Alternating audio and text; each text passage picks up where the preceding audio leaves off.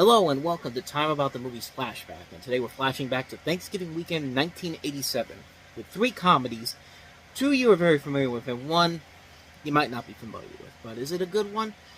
We'll find out. But let's get to the big comedy hits, and none bigger than the biggest hit of the year, actually.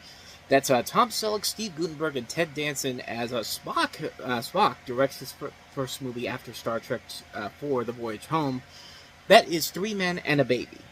Presents Tom Selleck, Steve Guttenberg, Ted Danson. Three incredibly eligible men about to receive one incredible surprise. That's a baby. It's a baby. Of course it's a baby. Three dedicated bachelors discovering the joy Please, not on the silk sheets. of raising one little girl. We haven't been able to work or to sleep.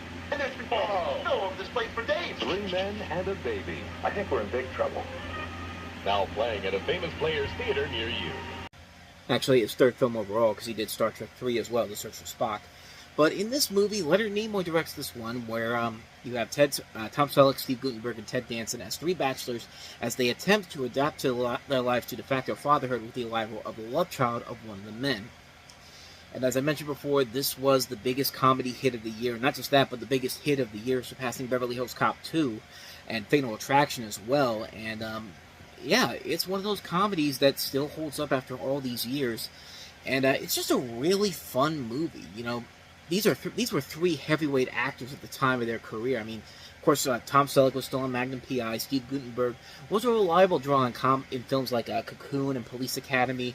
Ted Danson, of course, was on Cheers. You have Nancy Travis in this film as well, Philip Bosco, and just a really good, fun film in general. It's a really fun comedy with a lot of really good humor from the leading stars. It's a really heartfelt movie too, and you know, who knew that Leonard Nimoy, I keep calling him Spock, but yeah, Leonard Nimoy, like, this was the movie that made people look at him and just like, wow, Spock could actually direct a movie. It's actually not a Star Trek movie. And then he goes and directs stuff like The Good Mother and Funny About Love and Holy Matrimony, those movies that we do not talk about because they're not good movies. So maybe it was just a one-trick pony for Leonard Nimoy to do something like this. And of course, there was also this rumor going around. Like, there's this weird rumor where some believe that there's this urban legend about this kid who I've got it right here because it's really, really weird. It's one of the weirdest urban legends I've ever heard. If you've seen Family Guy, they delve into this, but so just an hour into the movie, there's a scene that shows Jack and his mother walking through the home with Mary, and as they do so, they pass a background window on the left-hand side of the screen, and a black outline that appears to resemble a rifle pointing downward can be seen behind the curtains. Then they walk past the window 40 seconds later, and a human figure can be seen in the window.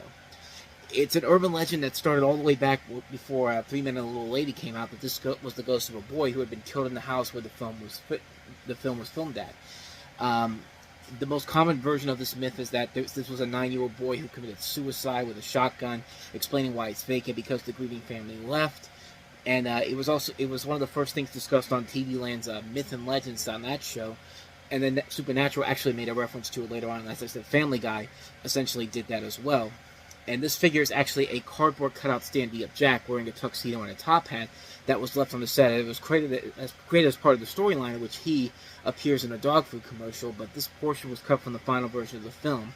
The standee does show up later on in the film when Jack stands next to it as Sylvia comes to reclaim Mary, and Snoops.com contends that one of the first film looks smaller than it does in the later scenes because of the distance and the angle of the shot, and because the curtains obscure its outstretched arms. And for the contention that a boy died in the house, all the indoor scenes were shot on a Toronto soundstage, and no kind of residential dwelling were used for interior filming. So it's basically an urban legend that's been long since debunked, but people still bring it up every once in a while because, yeah, it's really weird to see that in one scene where you just see this kid out of nowhere, and then he just disappears later on. But it's one of those weird urban legends that still gets brought up every once in a while, but kind of gives you a little bit more of something to look for when you watch the movie again. But the movie definitely is very fun overall. It's a nice, heartfelt film that shows these three top-tier leading actors doing something that's really outside of their norm in general. And I really do feel like it was a one-trick pony because they tried to do it again with Three Men and a Little Lady, and it didn't work that time. Although there was a couple things in that movie that made it great, but this one I think still stands out as the best overall. So, not much more to say about this one. Three Men and a Baby, a really good fun film overall. Recommend it a lot. So, speaking of great comedies that came out this weekend, let's talk about one of my favorite movies of all time that came out this weekend, and that is, of course, Planes, Trains, and Automobiles. Steve Martin and John Candy just met. Flintstones, with the Flintstones. They have nothing in common, except the next 72 hours. Stick with me. Do you feel this vehicle is safe for highway travel? Yes, I do. Steve Martin, Where's your other hand? John Candy, Between two pillows. Planes, Trains, and Automobiles. Those aren't pillows.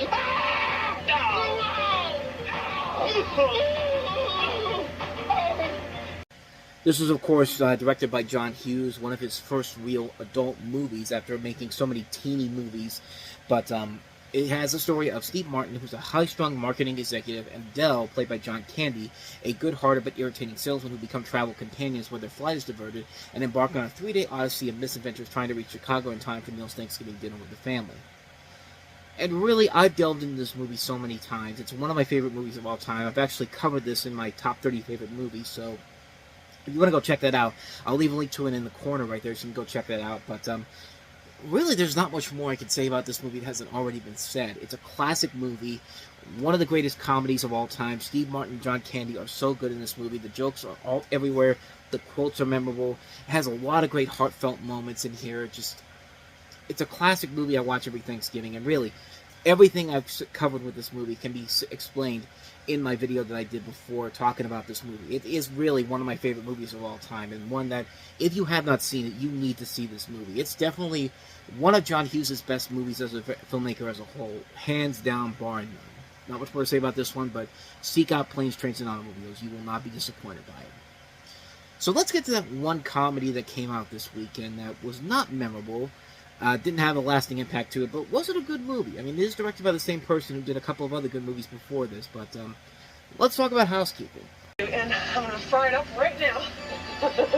Columbia Pictures proudly presents Christine Lottie Sleep is best when you're really tired. in a new film from the director of Local Hero and Gregory's Girl. It must be his boat. Either that is he's some sort of lunatic. I'm certainly not going back to find out. Housekeeping, a story about a woman slightly distracted by the possibilities of life. So as the trailer guy says, this was directed by Bill Forsythe, who did Local Hero, which is a criminally underrated movie with Peter Riegert involved in it, and Gregory's Girl, which I've heard some good things about, but I never got around to seeing it. But in this movie, it's based off of a novel of the same name about two young sisters growing up in Idaho in the 1950s, and after being abandoned by their mother and raised by elderly relatives, the sisters are looked after by their eccentric aunt, whose unconventional and unpredictable ways affect their lives. Now, this is one of those movies that was part of the Columbia Pictures under David Putnam.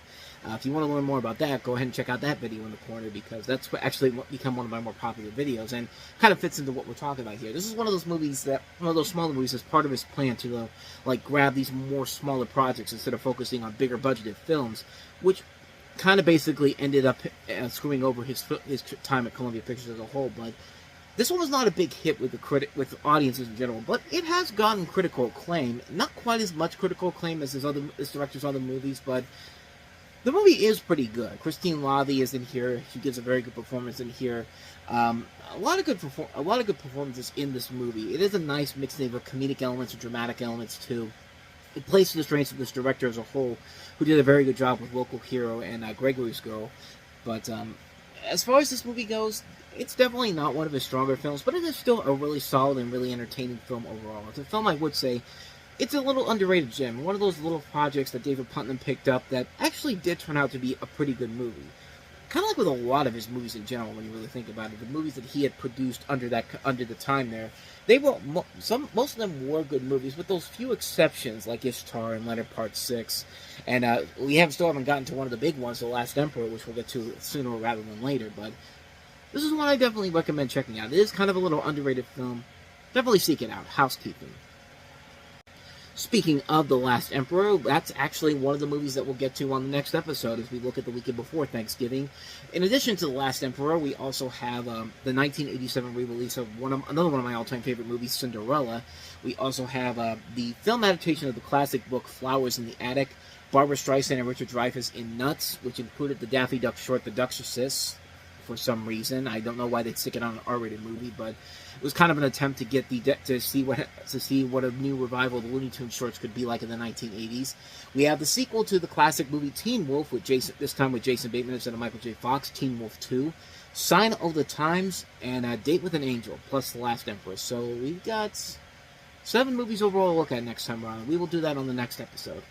But until then, thank you so much for watching, and if you want to see more videos like this, please hit the playlist on the next page, check out the previous episode, and please also don't forget to hit the like and subscribe button as well as the notification button.